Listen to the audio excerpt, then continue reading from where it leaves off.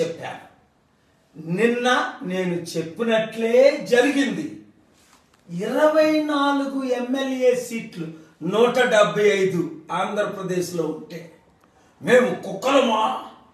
దుమ్ములేస్తే 15, 20, 30 ఇస్తే అమ్ముడుపోవడానికి మేము ప్యాకేజ్ స్టార్లు అన్న పవన్ ఈరోజు అమ్ముడు పోలేదా?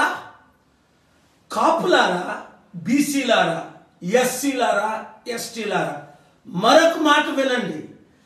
చంద్రబాబు నాయుడు ఇచ్చిన 24 సీట్లు ఓడిపోయినా ఇస్తాడు ఆయన. గెలిచినవెవడు? పవన్ సైనికులు ఇంకా ఎవరైనా మిగులుంటే చెప్పండి, కాల్ చేయండి. ప్రజాశాంతి పార్టీతో పొత్తులు పెట్టుకోమని.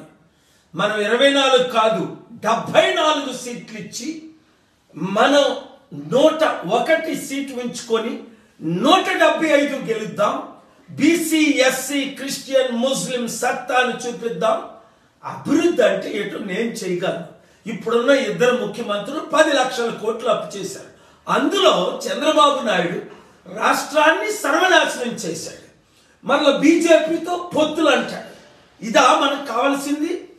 తెలుగు ప్రజలారా, తెలంగాణలో పవన్ కళ్యాణ్కి, మోదీకి బుద్ధి చెప్పారు కదా. 10 సీట్లైనా గెలలేదు. ఇప్పుడు పవన్ కళ్యాణ్ కొత్తగూడెంలో తెలంగాణలో పోటీ చేస్తే ఎన్ని వచ్చాయి? 1922. 19,000 కాదు. మనం ఆసిఫాబాద్లో ఒక తెలియని క్యాండిడేట్ నాయకుని పెడితే తెలంగాణలో 2522 ఓట్లు వచ్చాయి. అది మన సత్తా, ప్రజాశాంతి పార్టీ సత్తా. 7569441275 అందరికీ మీరు స్ప్రెడ్ చేయండి. టైం లేదు. 22వ తారీఖు మధ్యాహ్నం 3 గంటలకు విశాఖపట్నం ఆశీర్మెట్ ఫంక్షన్ హాల్కి వచ్చేయండి. ఎమ్మెల్యేగా నిలబడదాం అన్న వారందరూ కలిసి పోరాడదాం, రాష్ట్రాన్ని రక్షించుకుందాం.